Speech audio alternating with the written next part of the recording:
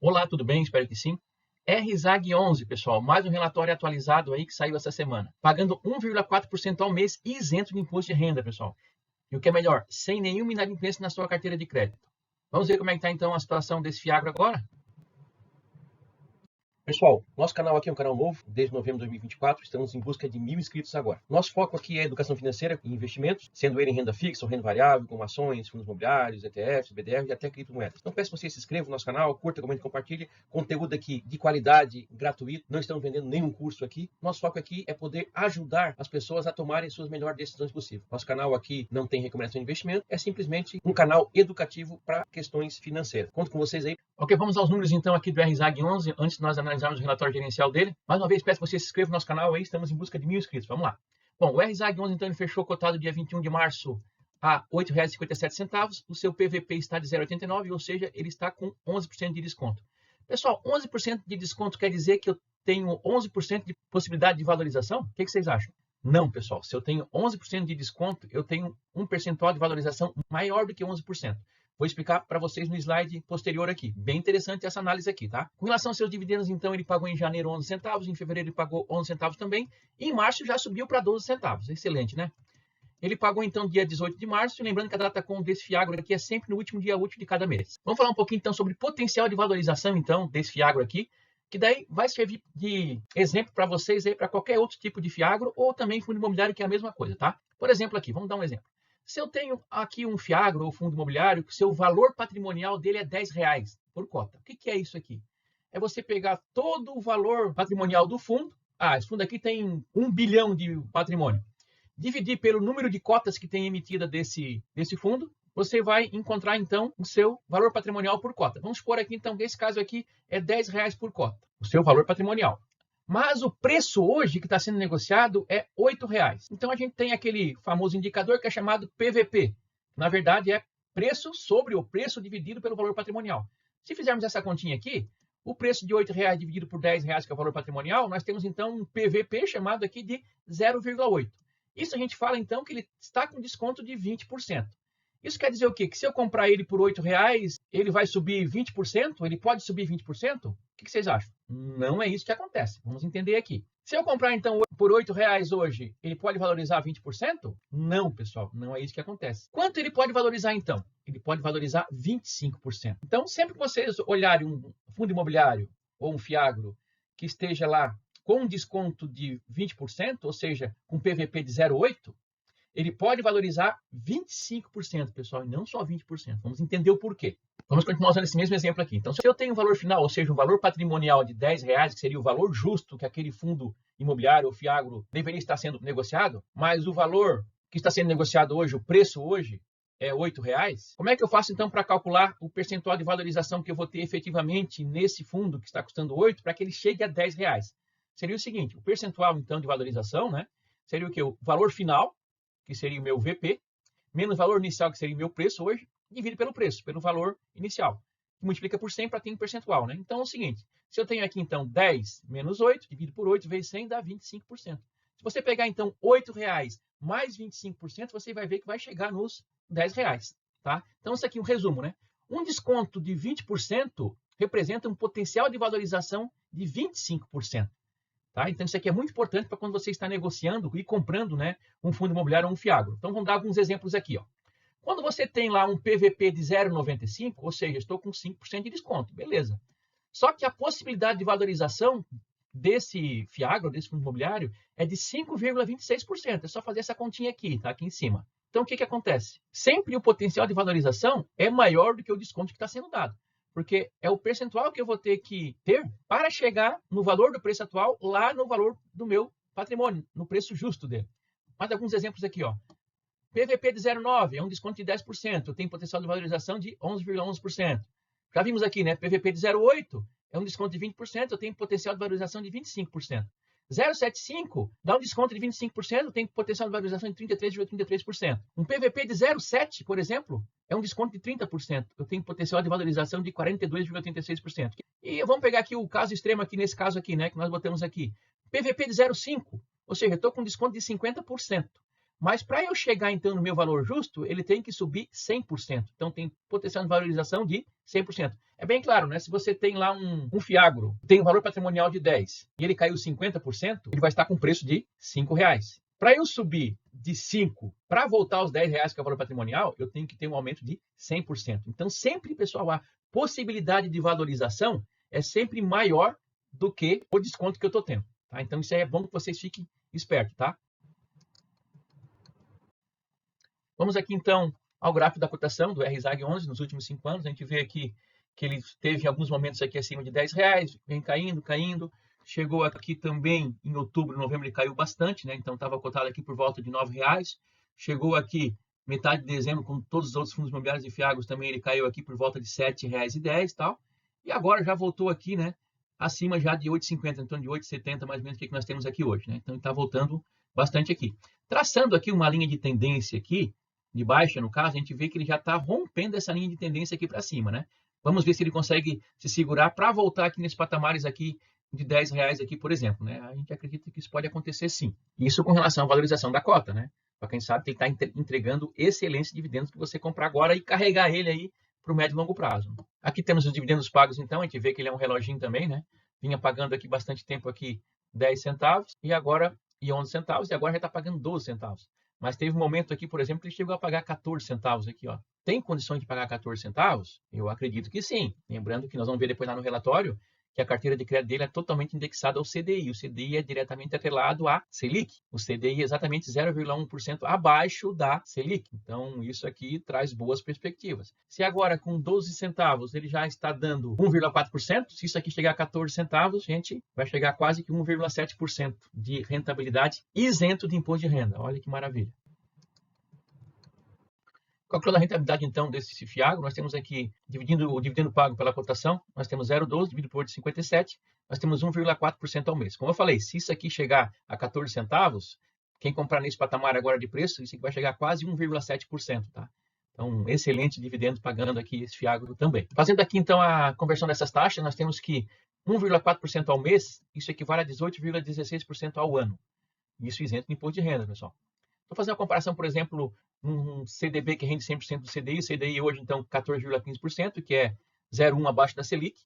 Descontando o imposto de renda de 15%, se for deixar isso aqui investido por 2 anos, nós teríamos, então, 12,03% ao ano, ou seja, 0,95% ao mês nesse CDB aqui aplicado.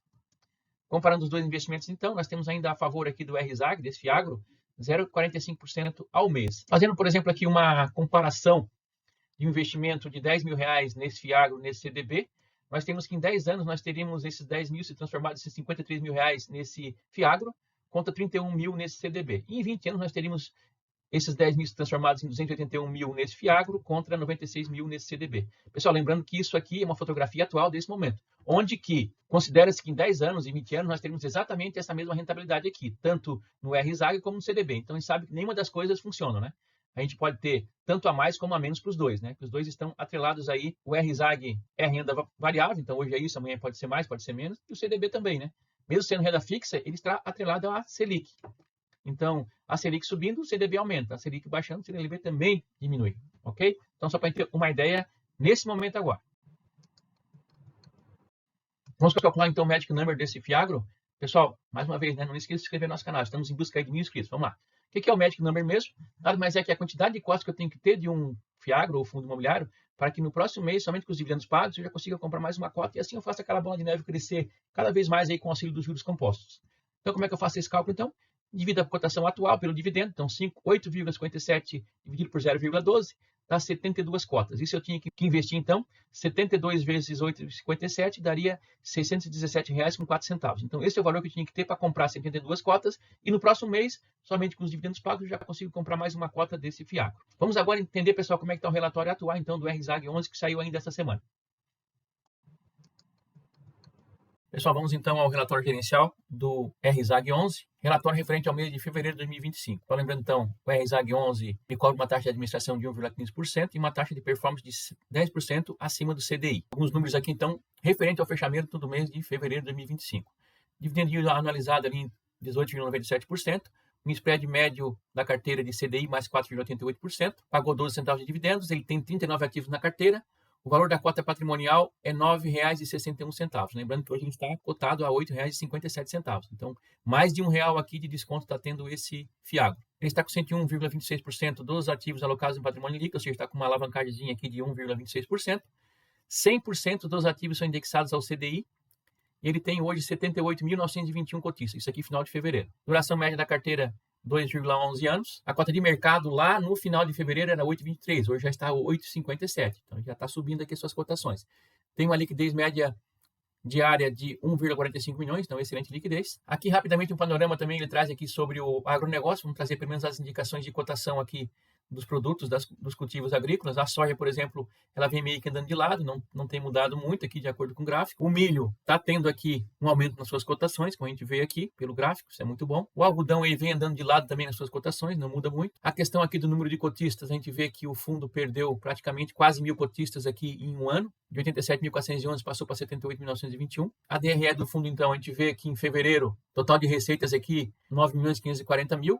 Contra janeiro, 9.404.000, ou seja, ele teve um incremento aqui em torno de R$140 mil de fevereiro para janeiro. Da mesma forma também, né, teve um incremento no resultado, então, de 8.216 comparado com o mês passado, mês de janeiro, que foi 8.160.000. Então, o resultado por cota deu 12 centavos por cota e ele distribuiu exatamente os 12 centavos por cota. Então, aparentemente, ele não fez nenhuma reserva nesse mês. Mas, mesmo assim, ele ainda tem uma reserva de 0,0685, ou seja, 6 centavos,85 de reserva. Ele traz aqui com relação aos resultados, já vimos ali antes, ele pagou, então, distribuiu 12 centavos. Isso equivaleu, então, a um dividend yield mensal de 1,46%. A cota no mercado, então, ela variou de 7,95 a 8,23, isso aqui no mês de fevereiro.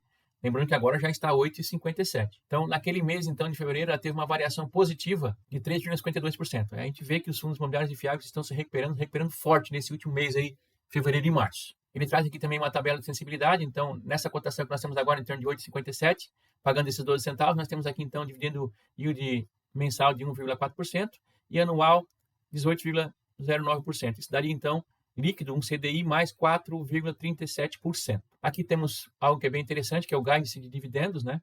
Onde traz a projeção aqui para os próximos meses, onde a gente pode ver aqui, então, que a projeção que ele tinha aqui, uma projeção mínima de 11 centavos de pagamento, projeção máxima 12 centavos. E ele já está pagando aqui o guidance máximo aqui, que é o 12 centavos, que é muito bom, né?